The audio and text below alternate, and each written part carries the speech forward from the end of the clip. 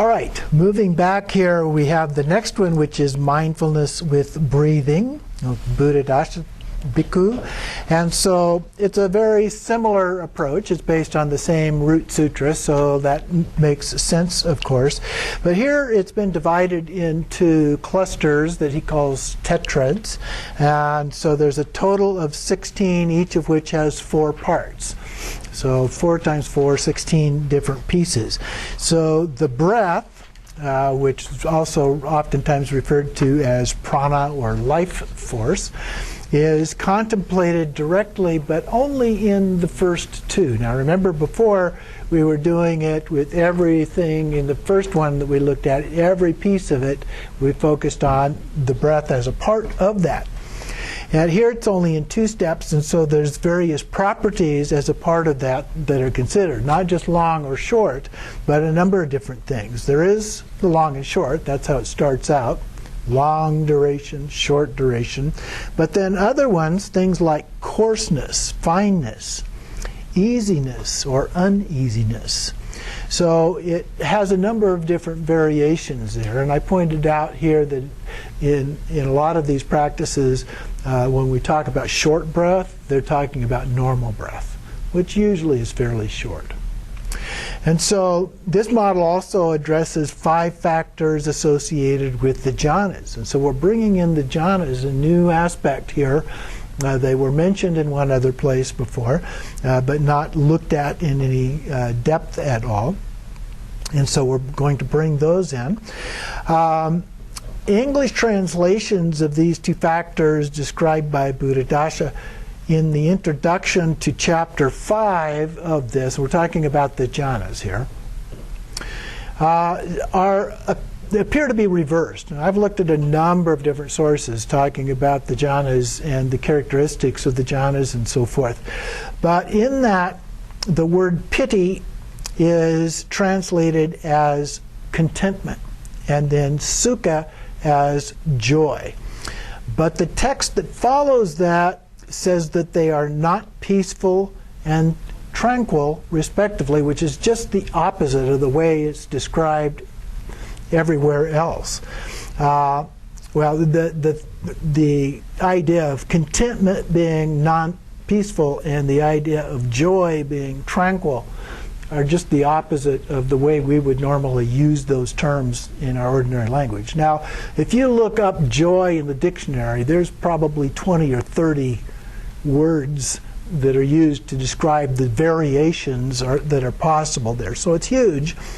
So I looked in my dictionary. I used the Oxford Desk Dictionary and Thesaurus. I find very, very helpful. A lot of these things, even English language.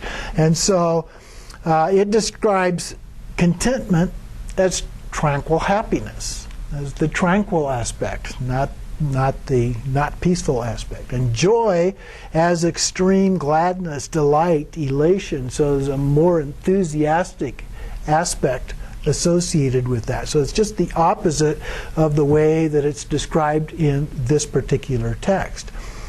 And then also looking at another jhana version of Lee Brassington, Right Concentration is his book.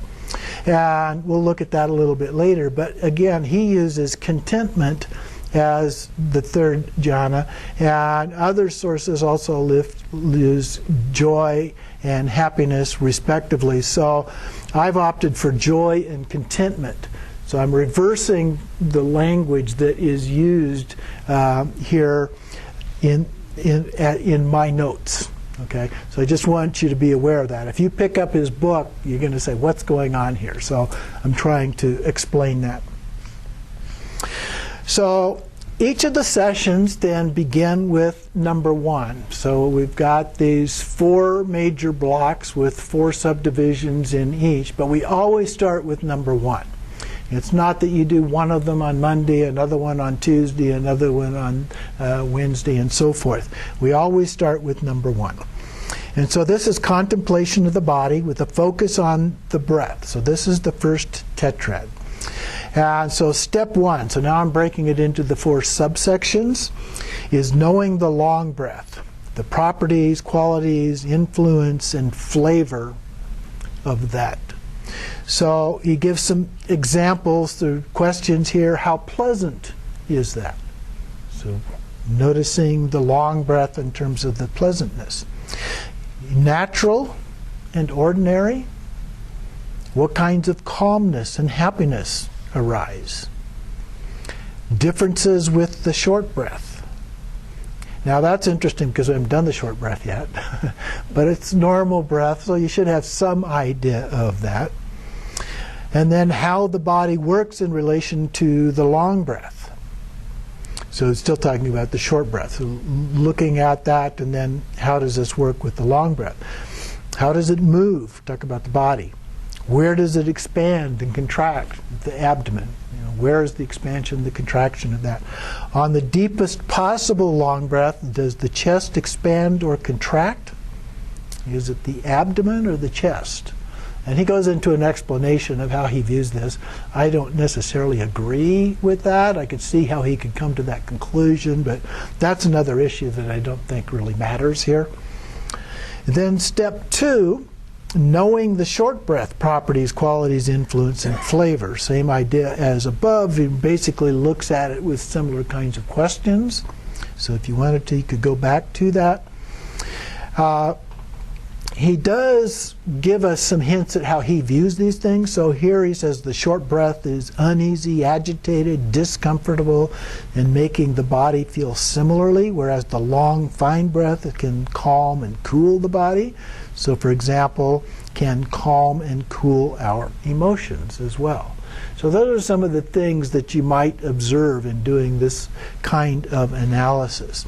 Then the third step is knowing the breath regulates the body. So he's making this connection between the breath and the body, again, in more depth.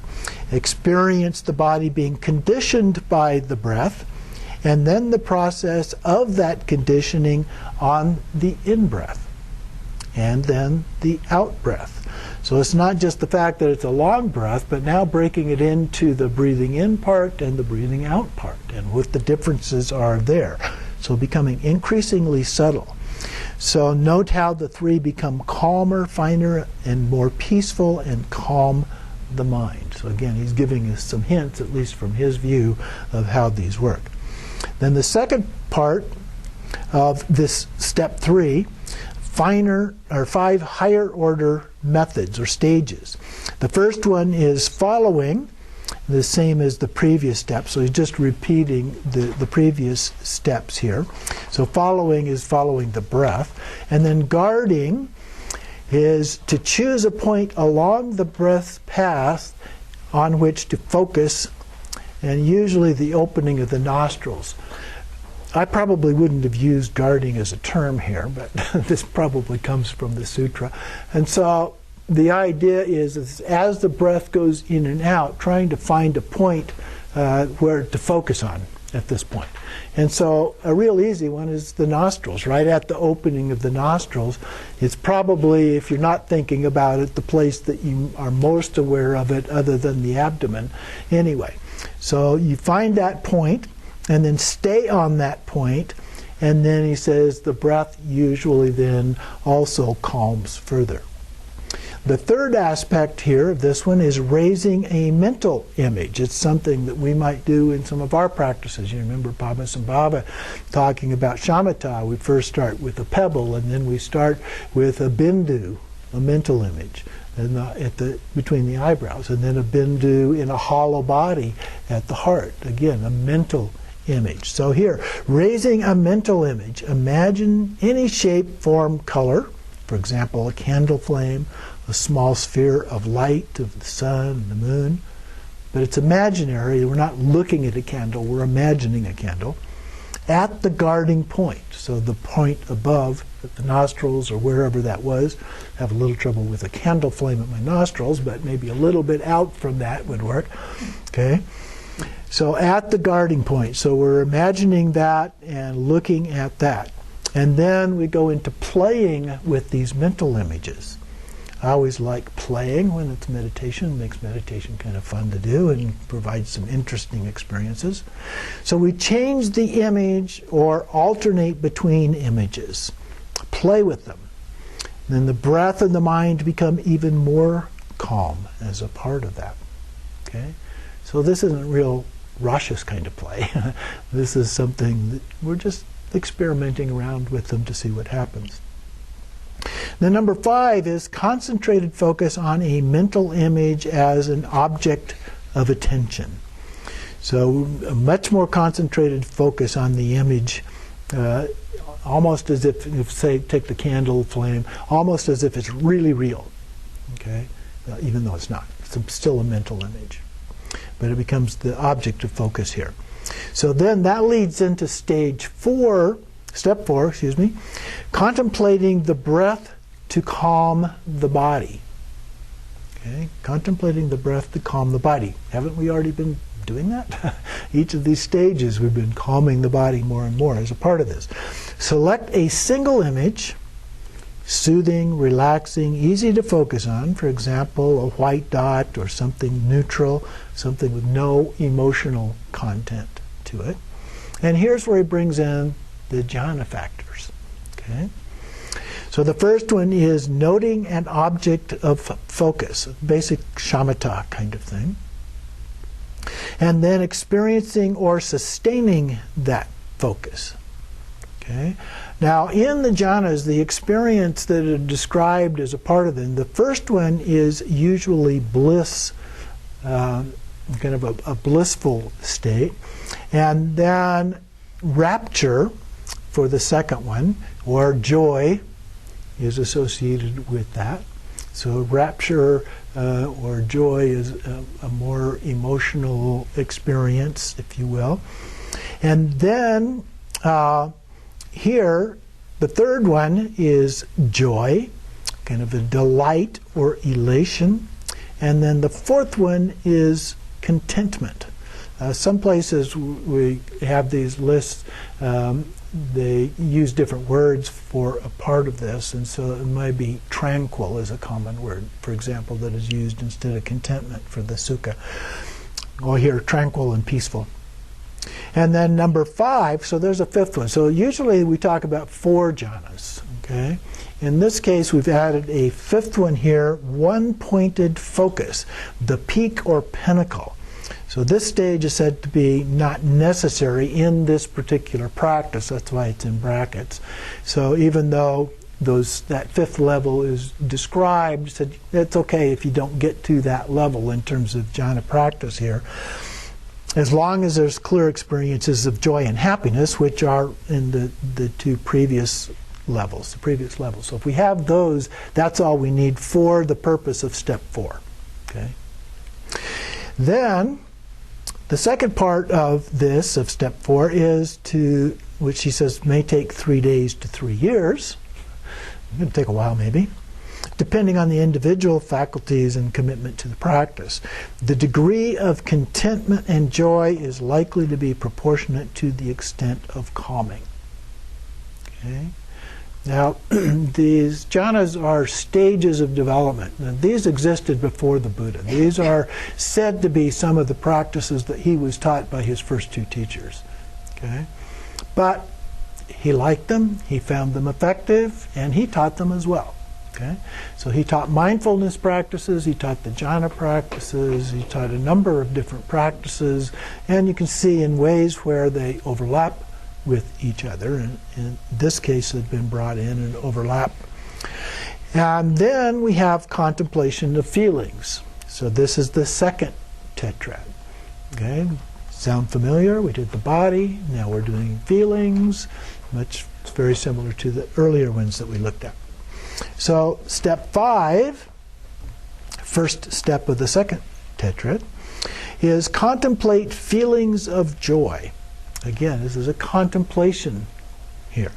With each in-breath, with each out-breath, until we experience the calming effect on the body. So here there's a lot of emphasis on the calming effect on the body in this particular version. And then find out what that feeling is like. And then there's a bunch of different things to help us fully experience it. What is the flavor? Is it heavy, light, coarse, subtle on the in-breath?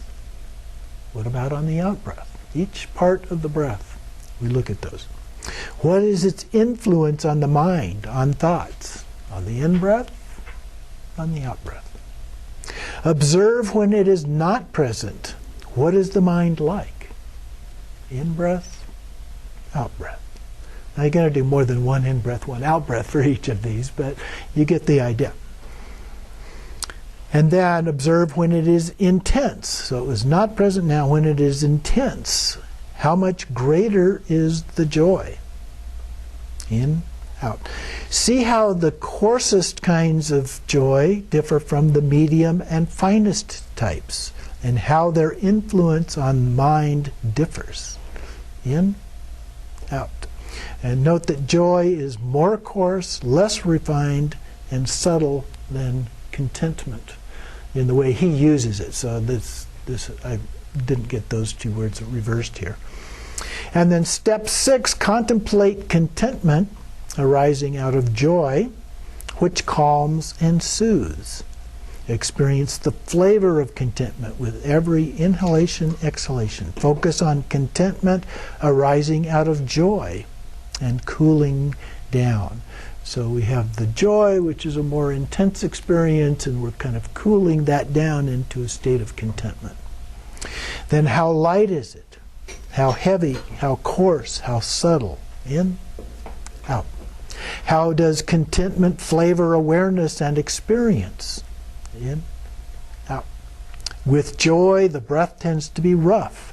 With contentment, it is fine. So he's giving us some hints here at what his expectations are that you're going to experience. Joy is coarse, contentment calms and becomes subtle. And then number 6, note sometimes joy can interfere with contentment. So it may require an effort to ensure that it does not fade away. Okay? So you still have joy and contentment in these. And when we look at the stages of the jhanas, you've got new things that are developed with each one, different levels, different stages, if you will, of development. But the previous one, just one, doesn't go away.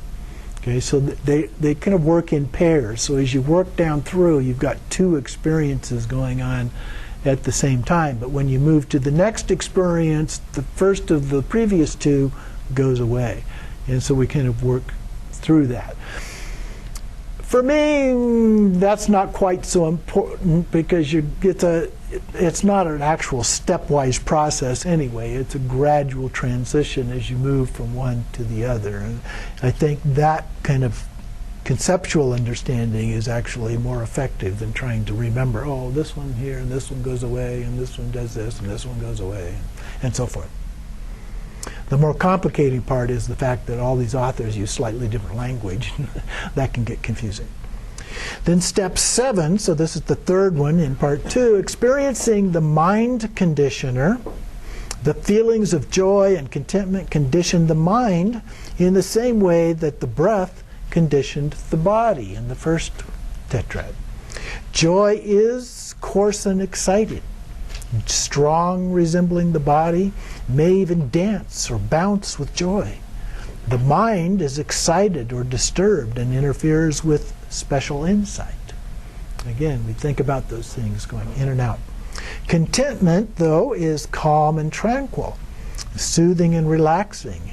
In the mind, it leads to tranquil, refined states and can cause subtle, profound thoughts, including special insight, impermanence, dissatisfaction, not self-existent, those kinds of concepts. Step 8, then, is calming the feelings, breathing in and breathing out, developing control over the mind, of the mind over feelings. Okay?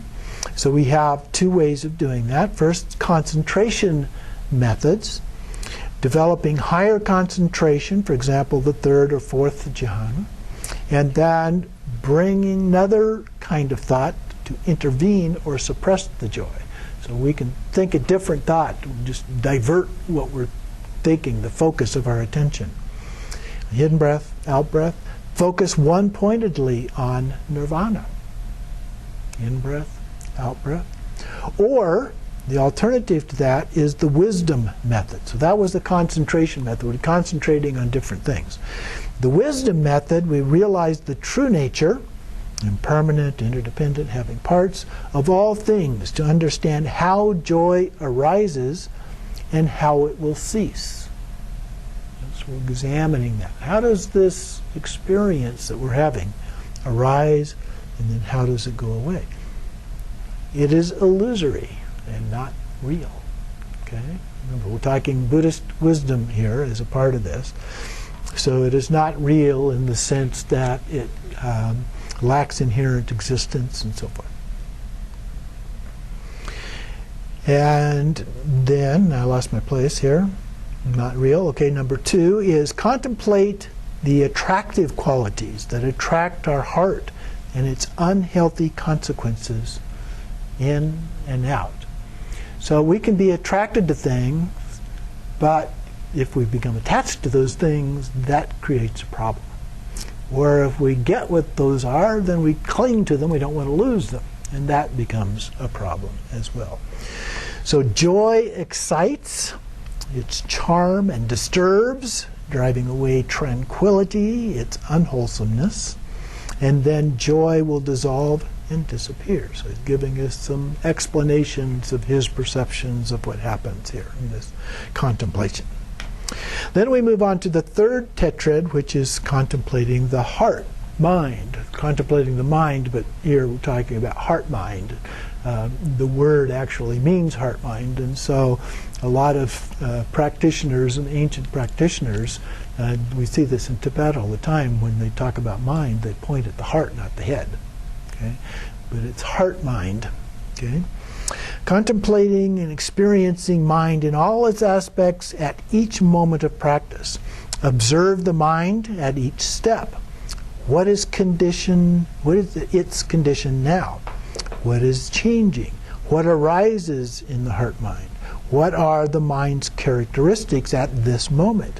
What kind of experience is it? So a number of different questions for us to contemplate related to this, but the change of focus is the mind, or heart-mind. The second one, observe whether there is superior state of mind, sharper than usual, more satisfying, higher, or merely a common state. Has it changed? In what ways has it changed? What is the state right now? Again, in and out. This can be difficult to know, as most of us have not experienced such a noble state. But we can discern whether there is more to be developed. And so that's one of the things that we see sometimes in doing these examinations. If you recall from the Thich Nhat Hanh version that we looked at, that was one of the things that he sometimes looked at. What is the state of the mind? Can it go further? Okay. Where is it right now? And can it go beyond? And then number 3, is mind concentrated, focused, or not? Where is it? And then to what extent is it focused? Again, in-breath, out-breath. The fourth part here is mind liberated, empty of attachment or grasping or clinging to anything. So Buddha here generally talked about strong forms of these, so it's not attachment or grasping in and of themselves that are the problem, but strong versions of these are. So if we're attached to enlightenment, is that a bad thing? Of course not. So there are things that are fine. It's usually unwholesome actions that are referred to in terms of these being a problem. But there are some things that are neither good nor bad in and of themselves. Money, for example, in and of itself is neither good nor bad. We all need some of it in order to live our lives, particularly in this kind of a culture. It's very hard to live off the grid, so to speak, without any money for exchange. But if we have a lot of it, sometimes we grasp onto that and we hoard it and so forth, and we don't want anybody else to have it, and we want more and more and more. That's a problem. Okay? So, but at either extreme is, I mean, those are the problems. The middle is not so much. It's how you look at it more than anything else. So the strong forms are the hindrances, not the forms of moderation. Is there anything arresting the mind right now, or is it free? And in either case, know it clearly. Again, in-breath, out-breath. Step 10 then is delighting the heart-mind. Intentionally make the mind joyful, delighted, and content by knowing and using Dharma. So practicing the previous steps successfully will do that. And then focus specifically on the feelings of joyful delight, success, and contentment as a part of that. And then we have to control and eliminate dissatisfaction, the dukkha, or suffering. We sometimes refer to that.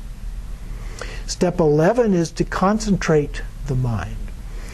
Concentrate or focus the mind in order to drive away any unwanted feelings. We will observe mind that is firm, steady, undistracted, and focused on a chosen object, empty of defilements, stable, pure, and ready. So concurrently knowing impermanence, interdependence, and no self-existence. And then these qualities can also be present while we're doing other things instead of just sitting, walking, standing, sitting, lying down, as we've seen before. Step 12, liberating the heart-mind. Not letting the mind become attached to anything. Examine the danger, pain, suffering in any moment that we cling to something as I or mine. I, me, mine. It's a one-word thing, I, me, mine. So we have to be careful when we use those words. Doesn't mean we can't use the words. Sometimes they are, in fact, appropriate. But we need to look at those when we use those words and say, what are we talking about here? Am I getting attached to something? Am I desirous of something? And so forth. And then realize the benefits and advantages of non-attachment. Non-attachment to material things as we breathe in, out. Immaterial objects, in and out. So sometimes Trungpa wrote a book about spiritual materialism. So we think of spiritual being better than materialism. But we can find ourselves in the same conditions looking after spiritual things. Oh, I want this empowerment, I want that empowerment, I want to do this, and so forth. So immaterial objects can also be problematic, but we look at those in and out. Traditional activities, whether religious or secular, all things viewed as I or mine. So really taking a look at those terms and how we use them, what they mean. And the next one is a list of the 5 hindrances. Feelings of sensuality, sensual experiences. Aversion, depression and drowsiness. Agitation and distraction. And doubt and uncertainty. So the 5 hindrances are a particular list. There's quite a few lists actually of various unwholesome actions, fetters, taints, hindrances, and so forth. As you go through different texts within the Pali Canon, there's quite a few numbers, and quite a number of these lists. And so this particular list is called the 5 hindrances. But again, we use that in-breath, out-breath to examine what those are. Another list, the 3 defilements. In our tradition, we often talk about 3 poisons. But greed, or it's sometimes lust, not necessarily in a sexual form, but that desire, that craving for things. And then anger and delusion. Or sometimes we use the word ignorance in that case. But looking at each of those, in-breath, out-breath. Looking at another set of terms here, liking versus disliking. In-breath, out-breath. Satisfaction and dissatisfaction. In-breath, out-breath. Attachment. And then mind becomes gentle, supple, sensitive, and quick, and ready for the 4th tetrad. So when we go into the 4th one, we examine truth, the internal things. And so, again, that's a different term than what we've seen in the other ones where we were talking about phenomena, dharmas, objects. So, like I said, different authors use different terms, which can be a little confusing sometimes. So the internal things here is what is being referred to. So step 13 is to contemplate impermanence, an impermanence of the breath and the body. So combining the two. Heart-mind, impermanence, the experience of impermanence, the direct experience. What does impermanence actually feel like, or whatever experience it might be? Unsatisfactoriness, no self-existence, emptiness, suchness, conditionality. So we're looking at some of those more esoteric terms that are used in Buddhism, getting up to higher and higher levels, if you will, of understanding, experience from that point of view. And then step 14, study how realization of impermanence dissolves attachment. The more we see things as being impermanent, the less likely we are to be attached to them, because we know they're not going to be there forever. Okay? So equanimity, or even-minded stillness regarding all physical and mental formations, which includes dependent origination or interdependence, the subject, object, and action involved. So the subject is usually us, the object is whatever it is we're experiencing in one way or another, and the action is the experience of the two interacting with each other. So it could be us, and then we could be seeing the sense of see, or the I would be the sense of see, and then the seeing would be the interaction between the two. So this includes the 5 aggregates: form, feeling, perception, thoughts, and sense consciousness, as well as the 12 links of dependent origination. There's different lists of the 12 links, so you might find one's a little different than this, but ignorance, formations, consciousness, name and form, the 6 sense bases, contact, where the interaction between those, and then feeling, craving, clinging, becoming, birth, old age, and death. Then step 15, quenching of attachment, ending fearlessness, birth, aging, illness, and death. So thinking about those, so being attached to things, when we think about these processes of birth, aging, illness, and death, then we are less afraid of those. They are less fearful in our experience. So we look at those, analyze those on the in-breath and then the out-breath. Cessation of symptoms of dissatisfaction. Okay? So the first one we were talking about suffering, forms of suffering. The second one we're talking about the extinction of suffering in terms of cessation of dissatisfaction. Specific things that are mentioned here, though: sorrow, grief, mourning, despair, sadness, pain, frustration, depression. Yet another list of those kinds of things in our lives. And then grasping at whatever we like or want, rejecting or renouncing what we dislike or do not want. So that's another form of problem experience that we encounter in terms of attachment. And then clinging to the aggregates, whether individually or collectively, as me or mine. Okay? Again, in-breath, out-breath. Realizing the emptiness of attachment. It's all impermanent. Okay? In-breath, out-breath. And then drinking, tasting, or savoring the flavor of nirvana, a sense of deep peace, innate happiness, and so forth. In-breath, out-breath. Now, if we haven't actually achieved that, then it may be the idea of enlightenment that we're examining, but we can do that if we haven't actually achieved it yet. And then step 16, contemplate letting go of all attachments, the burdens of life, living above the world. We can sometimes become attached to that as well. Supreme liberation, letting go, and just complete and total release of all of those things. So those are a little bit different than the ones that we looked at in the other lists. So again, an option for you to consider recommend that you try some of these out and see how they work for you. Again, as we go through and experiment with all of these different forms of mindfulness practice and the ones that you think are most beneficial to you, at least at this point in time. You may change those later on, but a very helpful practice to have in working with basic foundational experiences that we have, and that help build up our other practices in other parts of what it is that we are doing. So that ends what we're doing for this week.